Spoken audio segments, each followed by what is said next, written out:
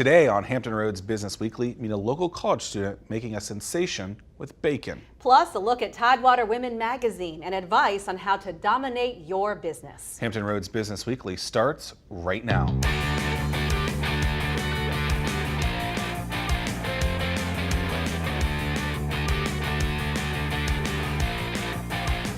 Hello and thanks for joining us. I'm Cheryl Tan. And I'm Zach Miller. Welcome to Hampton Roads Business Weekly, a look at the businesses and entrepreneurs making an impact right here in Hampton Roads. Today, we start a new series focusing on growth. Over the next few weeks, we'll spotlight local entrepreneurs and the challenges they faced in growing their businesses. We begin today with Jim Strozier of High Ground Services, a locally based engineering corporation. We talked about the issues he faced juggling both the size of the work and the workforce. We're talking today about the challenges of growing a big company with Jim Strozier, the CEO of High Ground Services, with offices in Franklin and Newport News. Great to talk with you today, Jim. Great to be here. Thanks, Cheryl. So you're a little over 10 years old in business, and you've got 65 employees for this engineering and construction firm. So basically, you take an idea from concept and make it reality. That's right. We can take a project from the concept, we work with our customers, and we try to be a one-stop shop so we can give them complete service from the design through the execution, startup, and training following up. You've got a chemical engineering background, so this is your wheelhouse. But Yes. the business part, the growing the business part, what kinds of challenges have you overcome or come upon in growing this company? A lot of different challenges, but one of the biggest challenges is just recruiting the people and recruiting the work at the same time. Making sure that you've got enough work for the people, but also you've got enough people to do the work as the projects come up. So it's really hard to know when when your projects are going to be finishing and when you can start trying to do more work. You don't want to go out and sell services and then not be able to provide it because everybody's tied up. So that's a real tightrope that we walk all the time, is having the amount of backlog and the amount of people to do the work. That's a real challenge. So how do you balance all of that? It's a tough challenge. We actually in the process of developing some software to have one of the aspects of it is a scheduling system where we can put in the projects into a calendar type application and predict or project when the project will start, when it'll finish, break it down into multiple tasks. And so that's a software project that we're working on, and that's actually well behind schedule. We were expecting to have it up and running by May, and we're still trying to work the kinks out of it, but hopefully that'll be in place soon. But the biggest thing is just having a good reputation with our customers, that we get a lot of repeat business. Most of our business is repeat business, and we're able to work with them to make sure that we've got people ready whenever they need the work completed. So if you do get repeat business and you get this big project, let's say you don't have the numbers of people to help you with it. You've got to find people because you're not going to be able to grow and do these projects unless you have the right type of people. Where do you find them and what are you looking for?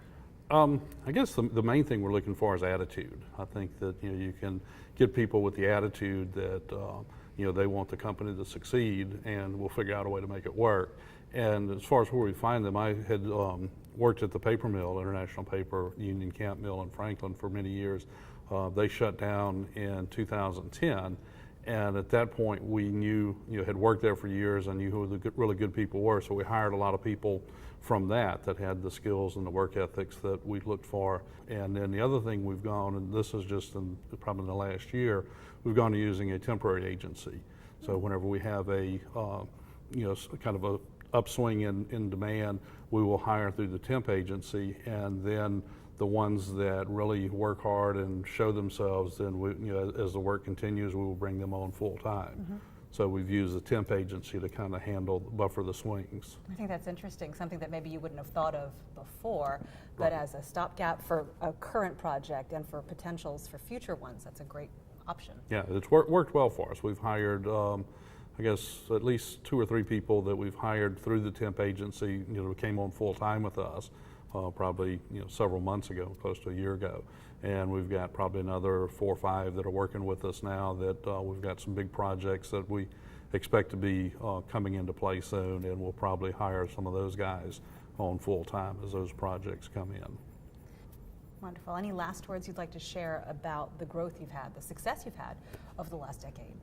Well, I think it's, all of our success is really attributed to the employees. We've had a good group of people that's worked hard and made us look good, and we've been able to gain repeat business through our customers and steadily growing our customer base. But it's been an interesting and grown much quicker than I ever expected, but it's been a very fun process. Jim, congratulations and thank you. Thank you. Bacon and chocolate together? That's yummy in my tummy. This is Janae Brown, and she's an Old Dominion University student, and find out how she can get that bacon and chocolate into your mouths right now, next on Hampton Roads Business Weekly. Welcome back to Hampton Roads Business Weekly. We're here with Janae Brown of Full Belly Delights. Sounds good already. Janae, thanks for being with us today. Thank you for having me. So, you're a student at Old Dominion University. Yes. You're an entrepreneur. Yep. What else are you? Avid eater. Avid eater. Yeah. I expected that. So you've been cooking for a long time. Yes. And said maybe someone will buy it. Is that how you got figured out the food is what you want to do, or how'd you figure out that? Well, I always had a passion for food ever since I was about age 7. I was always cooking for family and friends whenever they came over, and it's just something that makes me happy. And so you have a business now that takes edible items like bacon and puts dessert items on top of it. Very delicious. But it hasn't always been easy. Obviously, the school part's difficult. Yeah. But you've run into some challenges on getting food out into the public. What are some of the things that you've gone through?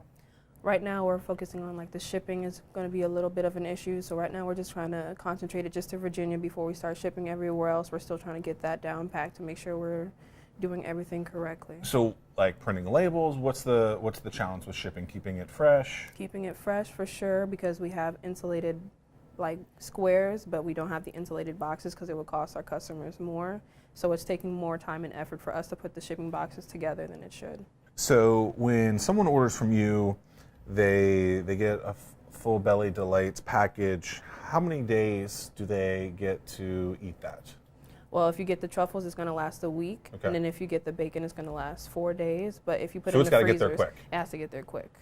And when you're putting together your packaging, what type of stuff are you looking at to make the experience maybe a little nicer for the customers? Well, obviously the packaging itself, so we always make sure our box and then everything as far as the taste and the presentation really catches the customer's eyes. We also put a little label in there thanking them for personally ordering from us. What's a day in the life of Janae like?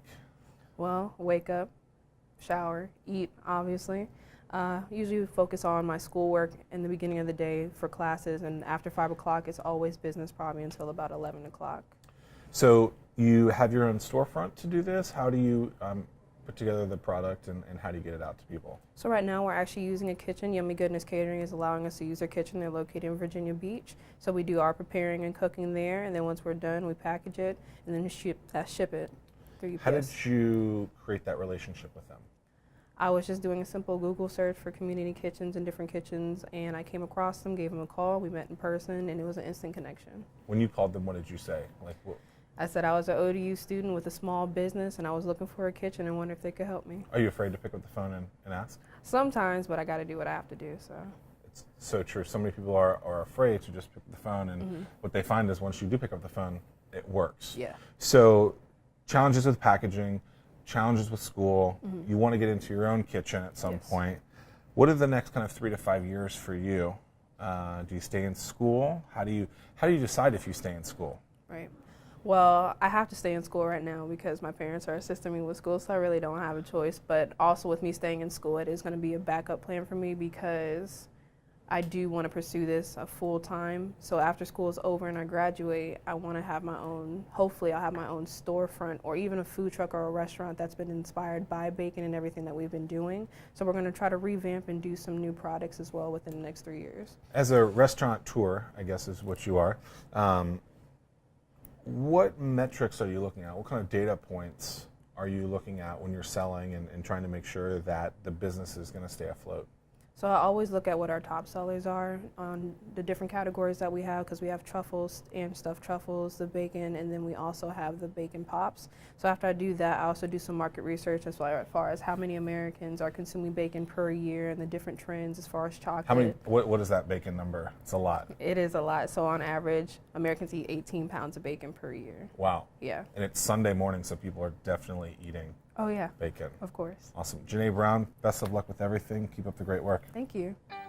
Coming up, the publisher and editor of Tidewater Women magazine shares her secret on maintaining a healthy work-life balance. But first, we'd love to hear from you. Tweet us your questions and comments about the show at HR Biz Weekly. We're back in 2 minutes.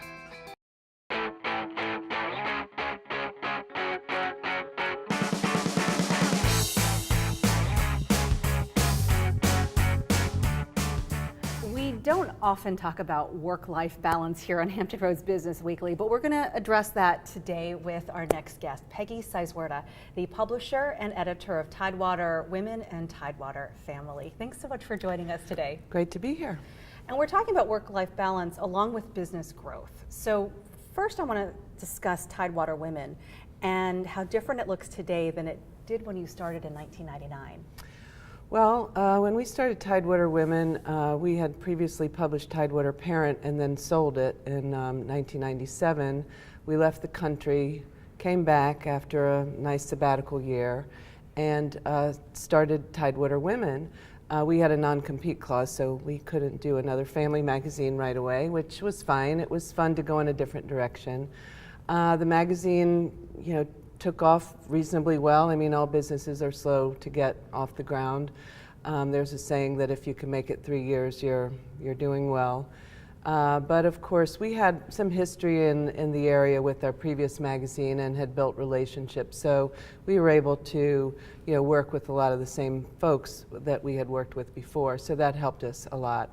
Of course, since that time, in the last 17 years, social media, use of the internet, use of cell phones, et cetera, has exploded. So that has changed the climate a little bit, the way people receive information. We do have a website presence and we do upload content every month. We're probably not as busy with social media as we should be. That's an area where we can improve.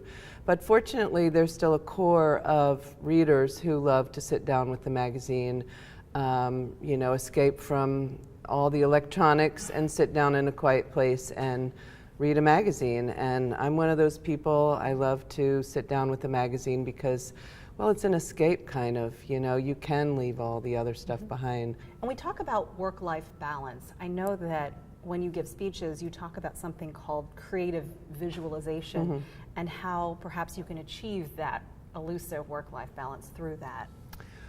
Well, I heard about creative visualization quite some years ago, and the way it was presented to me is a particular exercise where you write down your dream day, and you write down how, like in the perfect world in the future, all the goals that you are striving for would be met, and you would wake up and live that perfect day. So you actually write it in present tense. It's a written exercise.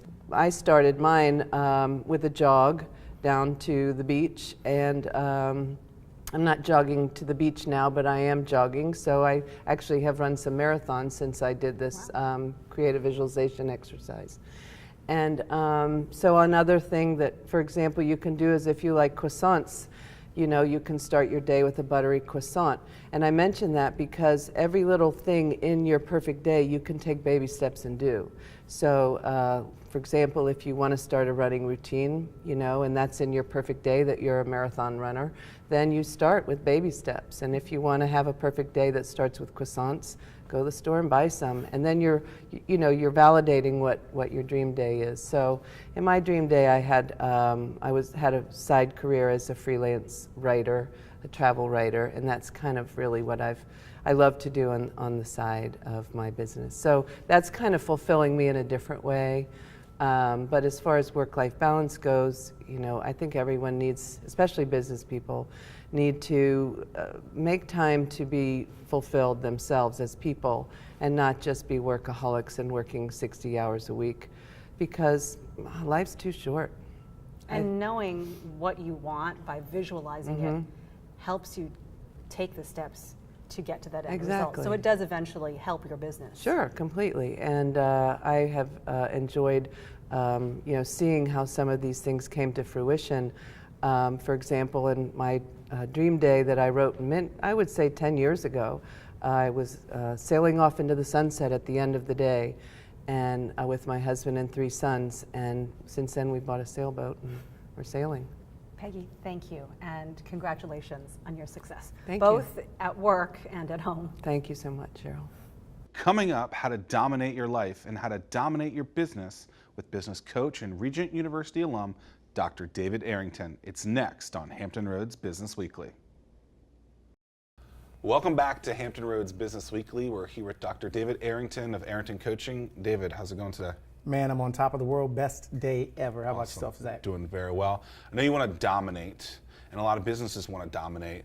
What are some ways that they can understand maybe their own self-dominating ways and then to dominate with their business? Okay, excellent question. So if you're really trying to capitalize on your year or your month, the first thing you really need to do is get crazy clear about what you're trying to accomplish.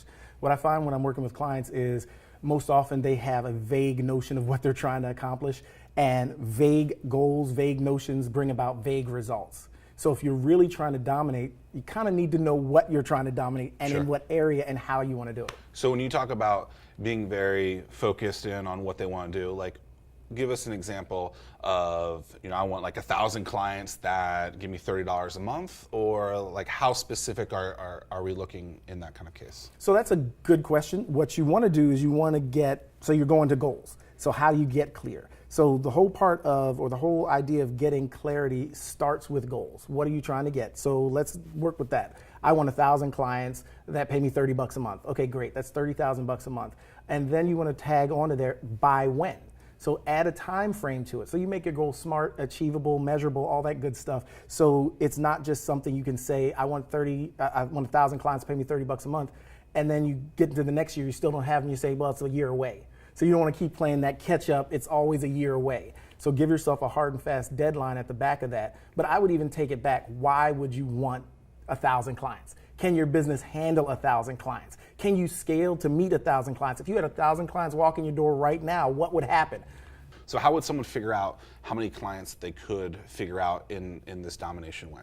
Okay, so good question. When you're trying to build your business, I always start, because everybody starts with finances, they want to look at the money. I never start there. I start with the lifestyle. Okay. So if you can't handle 1,000 clients doing $30 a month, then that's probably, that number of clients isn't going to allow you to have the lifestyle you want, then that's not the way to go. So you want to step back and figure out what you're trying to accomplish overall, holistically. Family life, community, what your extracurriculars are going to be, where you want to live, all that good stuff. And then once you are clear on where you're going, now you figure out how to get there.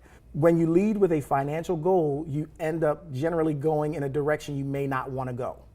So you want to lead with a more lifestyle goal. You want to lead with an idea that's going to bring you there naturally, but in a way that you're actually going to enjoy getting up in the morning and going to work and doing the things it's going to take to get to that goal. So I think naturally people would go to the financial goal first, though, right? Yeah, it's the easiest one, yeah. Right, and so how can someone kind of change the brain to say, no, it's actually not about the money, it's about the lifestyle, as you say? No, it is. Don't get me wrong. It is about the money, but if it's just about the money, you're going to get burnt out on long Is Jerry way. Maguire talking right now in the background, like, show me the money? No, absolutely not. But what happens is it's about the money, because you need to pay your bills. You want to enjoy a lifestyle, and that lifestyle most oftentimes is going to involve money, unless you want to be a monk or a hermit somewhere. And I think most oftentimes the financial part is good, and I think it needs to be something we keep in mind, but it can't be the number one driver. I was talking to a client just the other day, and they were talking about these business ideas they had. And I said, okay, if you're not excited about any of these things, they're all going to burn you out. Sure. And I could never get them to say they were passionate about any of them. I looked at them, I said, it sounds like they're cash grabs. And eventually they agreed, yeah, they're just cash grabs. I was like, well, the long-term view that you're going to have to take if you're going to sustain getting to any of those numbers, $30,000 a month, is you're going to have to love it at some point in order for you to stick with it, for Sure. you to be able to sustain the type of energy output it's going to take to get where you're trying to go. So that's why I say the money's important, but it can't be the sole object. It can't be the primary reason you're trying to hit this goal. When trying to figure out the clarity, how far in advance are you looking in that lifestyle? Are you looking 3 months, 6 months, 6 years, the rest of your career? So where are you looking kind of on the scale of your life? Well, one of the exercises I do with my clients is imagine you're at the finish line of your life. Who do you want to be there with you? What do you want that to look like? So I'm going all the way out. What does your end goal look like? My end goal? Oh man, I don't ever see myself retiring. I see myself being called around the world to do speaking engagements from my home. That's going to be somewhere tropical. I'm going to stay here in Hampton Roads and have a house here, but I definitely want a house that's going to have 365, great weather, and beaches right in front where I walk out the door right onto the beach. So that's a small smidgen of it, but yeah, that's it. David, figuring out how to dominate. Thank you so much. Outstanding. Thanks, man. That wraps up another edition of Hampton Roads Business Weekly. Like us on Facebook and Instagram at HR Business Weekly. There, you will find segments from previous shows, plus some great behind-the-scenes pictures and videos. For Hampton Roads Business Weekly, I'm Zach Miller. And I'm Cheryl Tan. We'll see you next week. Hampton Roads Business Weekly, sponsored by Regent University and produced by ABC 13.